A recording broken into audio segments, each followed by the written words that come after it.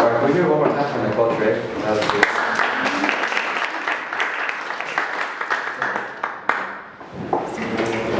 Hello. I'm James Gendron. I'm really happy to be here. I want to thank James Cordas for bringing me to Oakland. Thank you.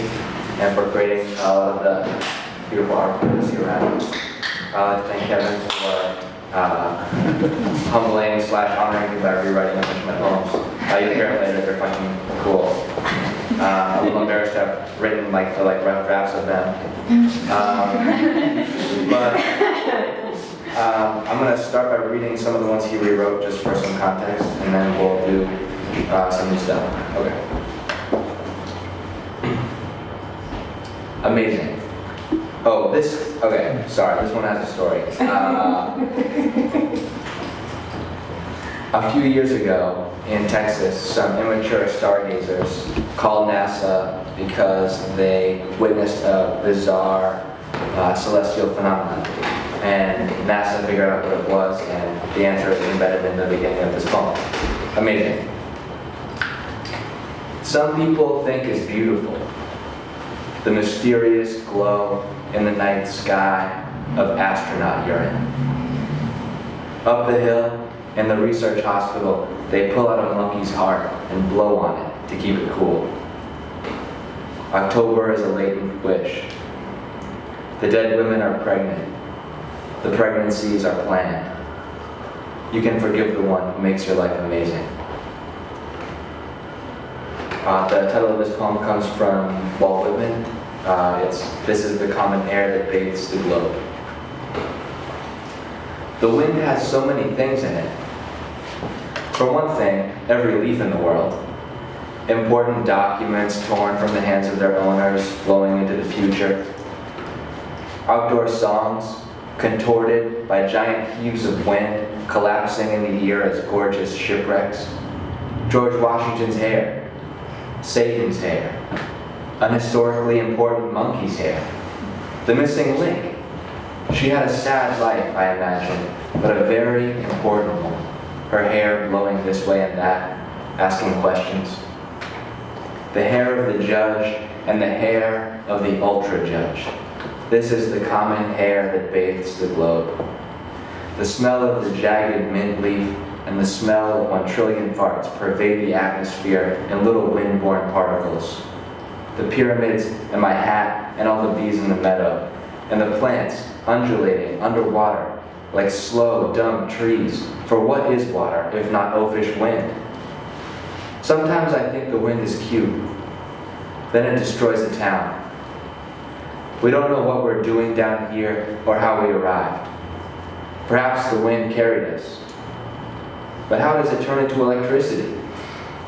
How have my eyeballs grown wings and ascended to the sky? How am I licked by every single person in the world until I disappear?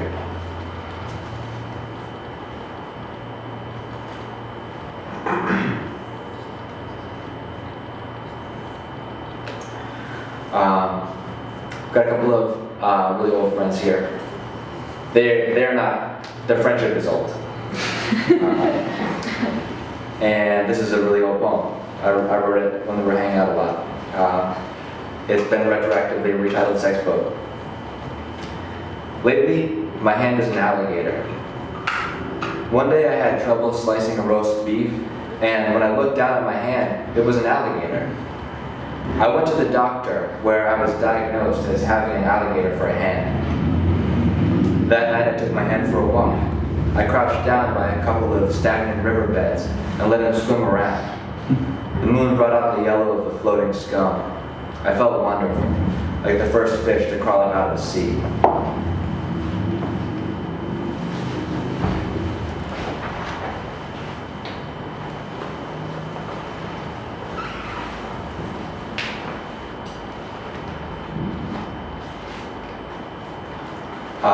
This will be the lead into the new stuff I'm going to read. Surfing Bummer.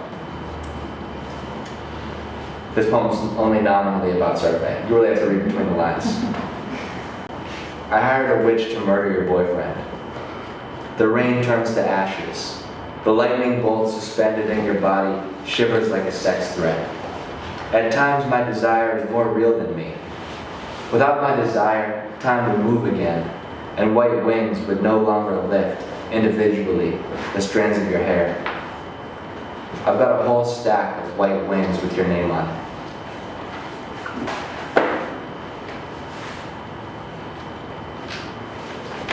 And I'm about to read from a book that's coming out in April. It's called Weirde Sister, with an extra E at the end of the word weird, if you're trying to Google it, which I'm sure you're all going to go curiously Google immediately after this.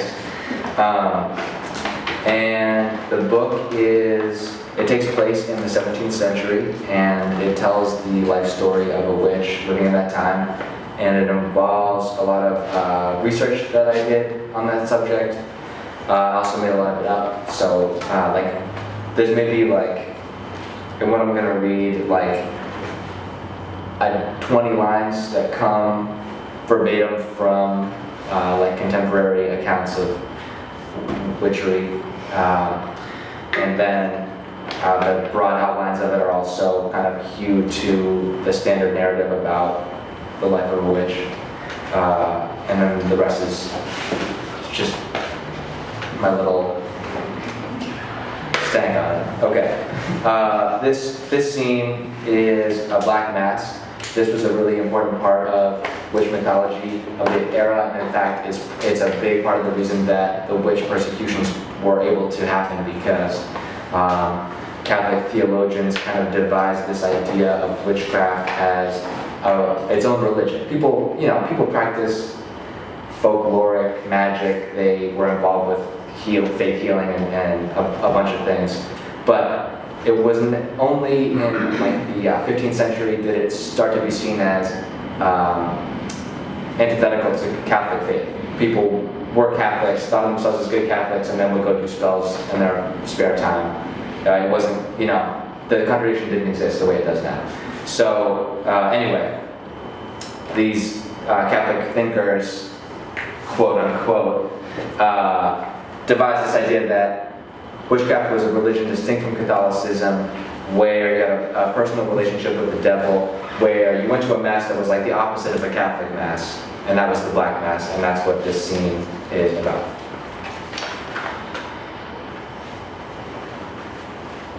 Over the canopy of the massive rodentified forest, over the bronze pigs rooting auras out of the dirt, over the earliest pornographic magazines, now lost to history, over the highest up fever, and even more so, over fevers at their normal altitudes, over the internet of fungus, aka the wood wide web, we set out with a black torch with a black fire on top. It hurts to rest your full weight on the handle of a broom. Long vertical bruises sprouted on our abdomens. It is hard to keep your balance on this narrow splinter greased with infant paste. We passed a solitary broom hovering over the forest below which lay a dead from impact witch. From this height, your past looks like an ant. You can be pure body here. You learn your body is agnostic. You hear the pains of the body more expressly. We arrived in a clearing on a hilltop at midnight. Everyone was naked, unless you count dried blood. They came from as far away as other planets, where rocks are soft and words are huge and streaks of lightning wander listlessly about the desert. From every tree limb, a second limb was dangling, as if the trees were puppets of each other, debasing the very idea of a tree as an independent entity. We made a bonfire of used-up magic wands. A foot-long grasshopper leapt from mouth to mouth. The priestess gave a reading from a left-handed Bible. She prayed that we would all contract both kinds of plague, bubonic and pneumonic, so that ultimately no one could rightly say which one had killed us. She prayed that no one would ever love us, or if they did, their friends would all make fun of them about it. She prayed our guts would fall out our butts. We stomped on crosses covered with exploded eyes. We swung a knife-covered pendulum full of incense that makes you trip. We passed communion wine infused with the excrement of a large toad on a leash. 3,000 of us drank from a single drilled vine root. An adult handed me the woods in a cup. Drink from the cup. I do not want to drink this cup of woods. Abused, forgotten children of a bygone era seeking refuge in the cup I drink from. The priestess blindfolded me and guided my slender arm into the gooey rectum of a wolf, wherein I touched a vial of the opposite of God's love and poured it at my butt. Now my thoughts wandered sexually toward the image of Satan. Sumptuous dark angel, his voice a white root, his voice a river of onyx and venom, his velvet wing brushing the velvet rat, his visage reflecting and refracting along the tortured surface of the waters. Sometimes I think I am in lava with him. Upon the windswept and majestic heights of Sex Cliff, he calls my secret name. His castle jiggles in the air due to being made of human gelatin. His shawl is knit together stars. His bed is a venomous tongue. His flames are dark, but they glow in the dark. His hands very warm from the flames. His skin brightly lit by the flames. A supervisible, radioactive mirror, the boundary of God's love in the world, demarcating the zone where God says, fuck it. Rancor is like oxygen to him. His lungs are tongues. His skeleton comprises one bone from every species of dinosaur. Satan brushed a hand through his hair. All of his hair is pubic. His horns rise and throb like cocks.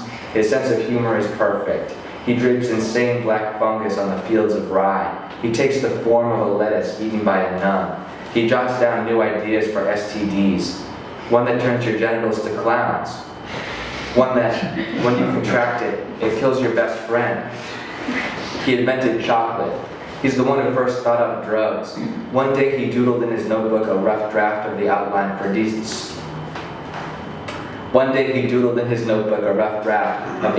for speaking disrespectfully to officers of the law. He has many fingers. I would even say too many. He soaked and burst the planet by crying into it. He fishes whale songs from the sea to do self-pleasure with. His eyes tangled in stars. What we see is a kaleidoscope compared to what he sees. In a locked cabinet in his library is an autographed copy of a creature's book of space numbers. He actually cries when he sees a rainbow.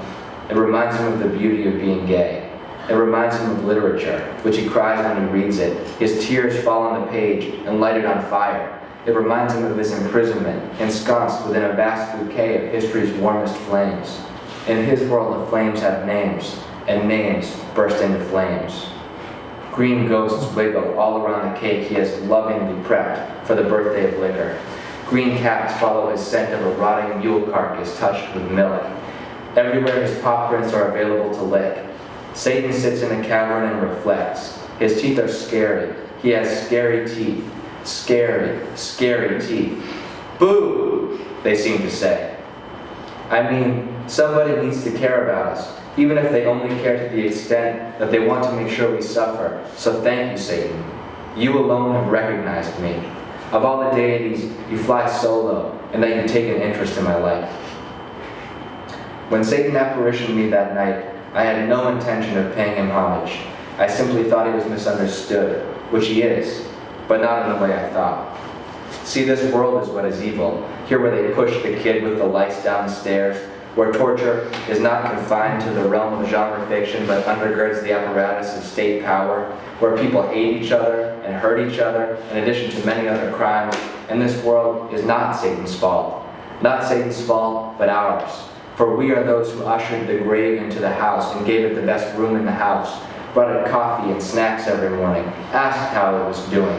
We thought the word mist emanating from the grave was adorable. We noticed how the morning light crumbled upon its muddy surface and among the tufts of moss and pebbles on its surface and the mushrooms growing out of it. And we gave all of our painkillers to the grave for its own recreational use, pushing each capsule into the mud with just the middle finger of the left hand until our rings stank.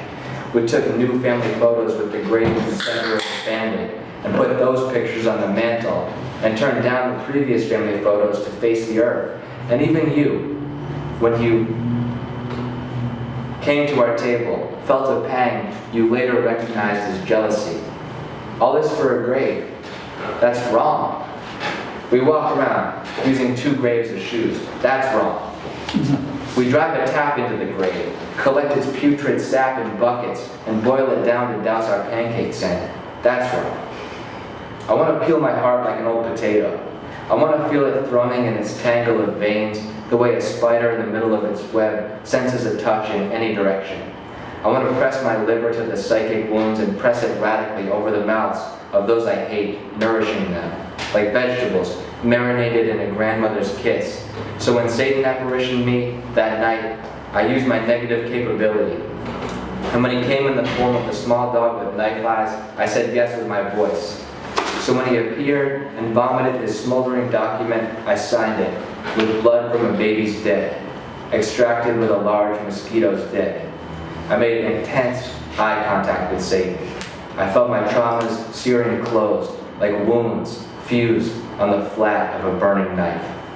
Thank you.